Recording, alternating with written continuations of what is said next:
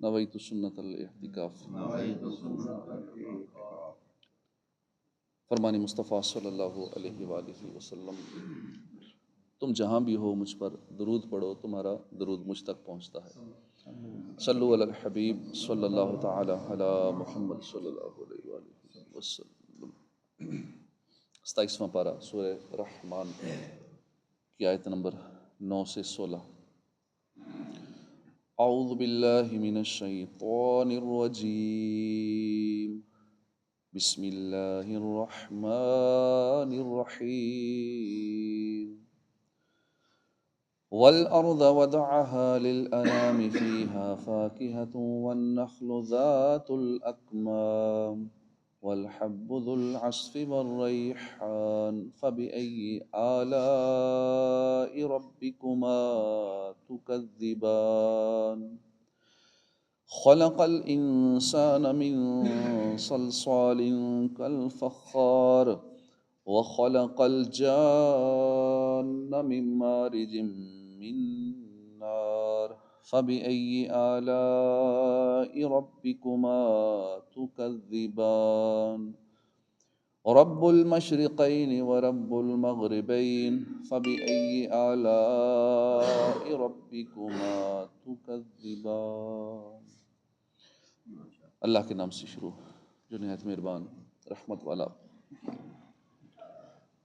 وَأَقِیمُوا الْوَزْنَ بِالْقِسْطِ، وَأَقِیمُوا اور قائم کرو، وزن تول اسکیل، بالقسط انصاف کے ساتھ، ولا تخسروا المیزان اور کم نہ کرو، لا تخسروا کم نہ کرو میزان وزن کو، والارض وضعها للانام اور زمین وضعها اس نے اسے رکھا، للانام مخلوق کے لیے، فیہا فاکہۃ والنخل ذات الاکمام، فیہا اس میں فاکہۃ پھل ہیں، میوے، والنخل ذات الاکمام اور نخل ہیں، غلاف والی کھجوریں ہیں، والحب ذو العصف اور بوسے والا اناج ہے، والریحان اور خوشبودار پھول ہے، فَبِأَيِّ آلَاءِ رَبِّكُمَا اے جن و انس اپنے رب کی کون کون سی نعمتوں کو تکذبان تم دونوں جھٹلاؤ گے۔ خلق الانسان اس نے پیدا کیا انسان کو، من صلصال کالفخار ٹھیکری جیسی بجنے والی مٹی، جو ٹھیکری کی طرح بجتی ہو اس مٹی سے انسان کو پیدا کیا، وخلق الجان اور اس نے پیدا کیا جن کو، من مارج من نار بغیر دھوئیں والا خالص شعلہ آگ سے، فَبِأَيِّ آلَاءِ رَبِّكُمَا تُكَذِّبَانِ تو اے جن و انس اپنے رب کی کون کون سی نعمتوں کو جھٹلاؤ گے۔ ترجمہ کنز العرفان۔ اور انصاف کے ساتھ تول قائم کرو اور وزن نہ گھٹاؤ، یعنی جب تم لوگوں کے لیے کوئی چیز ناپو یا تولو تو انصاف کے ساتھ ناپ تول کرو اور اس چیز کا وزن کم نہ کرو۔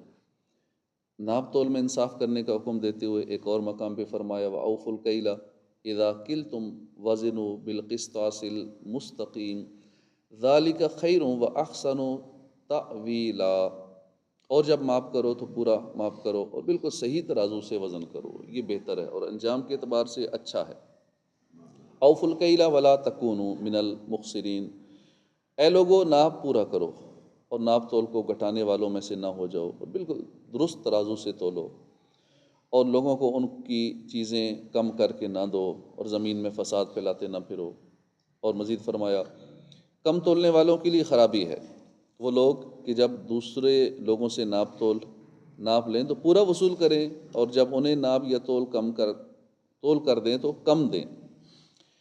کیا یہ لوگ یقین نہیں رکھتے کہ انہیں اٹھایا جائے گا ایک عظمت والے دن کے لیے جس دن سب لوگ رب العالمین کے حضور کھڑے ہوں گے۔ اور حضرت عبداللہ بن عمر رضی اللہ عنہ فرماتے ہیں رسول کریم صلی اللہ علیہ وسلم نے ہماری طرف توجہ فرمائی اور ارشاد فرمایا، اے مہاجرین جب تم 5 باتوں میں مبتلا کر دیے جاؤ اور میں خدا سے پناہ مانگتا ہوں کہ تم ان باتوں کو پاؤ۔ پہلی بات یہ کہ جب کسی قوم میں بے حیائی کے کام اعلانیہ ہونے لگ جائیں تو ان میں طاعون اور وہ بیماریاں عام ہو جاتی ہیں جو پہلے کبھی ظاہر نہ ہوئی تھیں۔ دوسری بات یہ ہے جب لوگ ناپ تول میں کمی کرنے لگ جاتے ہیں تو ان پر قحط اور مصیبتیں نازل ہونا شروع ہو جاتی ہیں اور ان پر بادشاہ ظلم کرتا ہے۔ تیسری بات یہ ہے کہ جب لوگ زکوٰۃ کی ادائیگی چھوڑ دیتے ہیں تو اللہ پاک بارش کو روک دیتا ہے۔ اگر زمین پر چوپائے نہ ہوتے تو آسمان سے پانی کا ایک قطرہ بھی نہ گرتا۔ چوتھی بات یہ کہ جب لوگ اللہ تعالیٰ اور اس کے رسول کے عہد کو توڑ دیتے ہیں تو اللہ تعالیٰ ان پر ان کے غیروں میں سے دشمنوں کو مسلط کر دیتا ہے، تو وہ ان کا مال وغیرہ چھین لیتے ہیں۔ پانچویں بات یہ ہے کہ جب مسلمان حکمران اللہ تعالیٰ کے قانون کو چھوڑ کر دوسرا قانون اور اللہ تعالیٰ کے احکام میں سے کچھ لیتے ہیں کچھ چھوڑتے ہیں تو اللہ تعالیٰ ان کے درمیان اختلاف پیدا فرما دیتا ہے۔ والارض وضعها للانام، اور اس نے مخلوق کے لیے زمین رکھی، اس میں پھل، میوے اور غلاف والی کھجوریں ہیں اور بھوسے والا اناج اور خوشبودار پھول ہیں، تو اے جن و انس تم دونوں اپنے رب کی کون کون سی نعمتوں کو جھٹلاؤ گے۔ ارشاد فرمایا کہ اللہ تعالیٰ نے اس مخلوق کے لیے زمین کو فرش کی طرح بچھا دیا جو اس میں رہتی ہے بستی ہے تاکہ وہ آرام کریں، اس زمین سے فائدہ اٹھائیں۔ فیہا فاکہۃ، اس میں پھل میوے ہیں۔ اس آیت اور اس کے بعد والی آیت میں اللہ تعالیٰ نے چند وہ منافع بیان فرمائے ہیں جو اس نے مخلوق کے لیے زمین میں پیدا فرمائے ہیں۔ ان آیات کا خلاصہ یہ ہے کہ زمین میں بے شمار اقسام کے پھل میوے اور غلاف والی کھجوریں ہیں جن میں بہت برکت ہے، اور بھوسے والا اناج جیسے گندم ہے، جو وغیرہ پیدا ہوتا ہے۔ بھوسے کا فائدہ یہ ہے کہ اس میں اناج دیر تک محفوظ رہے گا، اور جب تم اناج استعمال کر لو تو وہ بھوسا تمہارے جانوروں کے چارے میں کام آئے گا۔ اور زمین میں طرح طرح کے خوشبودار پھول پیدا فرمائے تاکہ ان کی خوشبو سونگھ کر تمہیں فرحت حاصل ہو، اور وہ پھول تمہاری زیب و زینت میں کام آئیں۔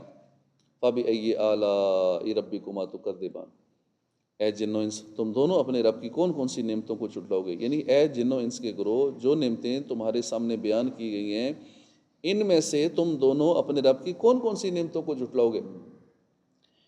اس سورہ مبارکہ میں یہ آیت 31 بار آئی ہے، فَبِأَيِّ آلَاءِ رَبِّكُمَا تُكَذِّبَانِ 31 ٹائمز، 31 بار آئی ہے۔ اس صورت میں بار بار نعمتوں کا ذکر فرمایا اور یہ ارشاد فرمایا گیا کہ تم اپنے رب کی کون کون سی نعمتوں کو جھٹلاؤ گے۔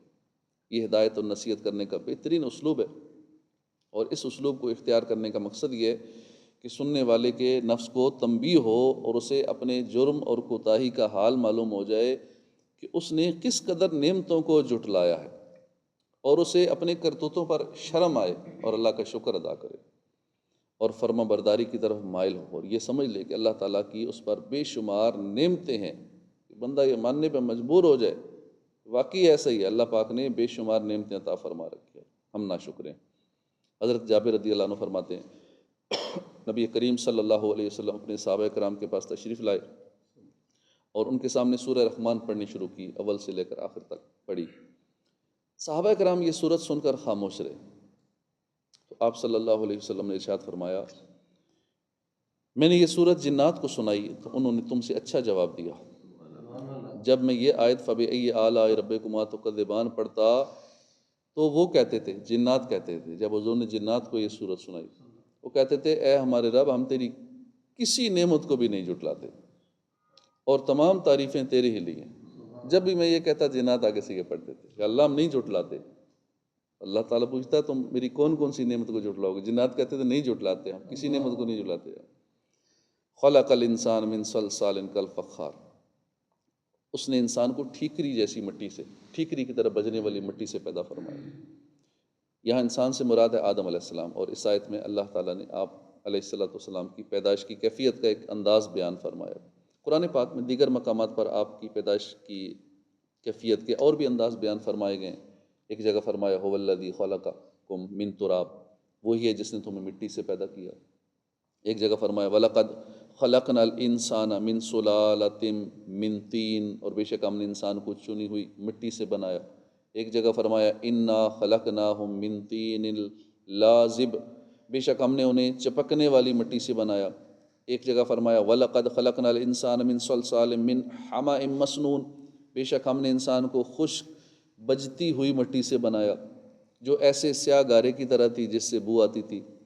ان سب آیات کا معنی ایک ہی ہے، اس کی تفصیل یہ ہے کہ حضرت آدم علیہ السلام کی پیدائش سے پہلے ہر قسم کی مٹی جمع فرمائی گئی، پھر اس مٹی کو گوندا گیا، پھر اس کا سیاہ گارا، وہ مٹی سیاہ گارا بن گئی، اس سے بو آتی تھی، اس سے اللہ تعالیٰ نے آدم علیہ السلام کا جسم مبارک بنایا، اور جب وہ مٹی خشک ہو گئی تو ہوا لگنے کی وجہ سے وہ پھر ٹھیکری کی طرح ہو گئی، ٹھیکری کی طرح بجنے والی مٹی کی طرح ہو گئی۔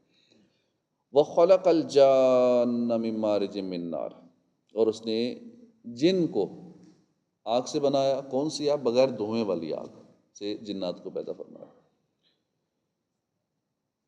یہاں جن سے مراد ہے ابلیس۔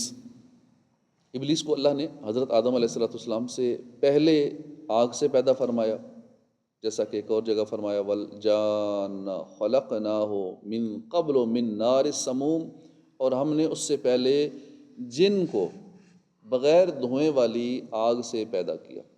حضرت عائشہ صدیقہ رضی اللہ عنہ سے روایت ہے، نبی اکرم صلی اللہ علیہ وسلم نے فرمایا کہ فرشتوں کو نور سے پیدا کیا گیا، ابلیس کو خالص آگ سے پیدا کیا گیا، آدم علیہ السلام کو اس طرح پیدا کیا گیا کہ جس طرح تمہارے سامنے اللہ پاک نے قرآن میں بیان فرمایا۔ فَبِأَيِّ آلَاءِ رَبِّكُمَا تُكَذِّبَانِ، تو اے جن و انس تم دونوں اپنے رب کی کون کون سی نعمتوں کو جھٹلاؤ گے، یعنی اے جن و انس کے گروہ، تمہاری تخلیق کی مختلف حیاتوں میں اللہ تعالیٰ نے تم پر جو نعمتیں فرمائی ہیں، حتیٰ کہ تمہیں مرکبات میں سے افضل اور کائنات کا خلاصہ بنا دیا، ان میں سے تم دونوں اپنے رب کی کون کون سی نعمتوں کو جھٹلاؤ گے۔ صدق اللہ العظیم۔ صلو علی الحبیب صلی اللہ تعالی علی محمد صلی اللہ علیہ وآلہ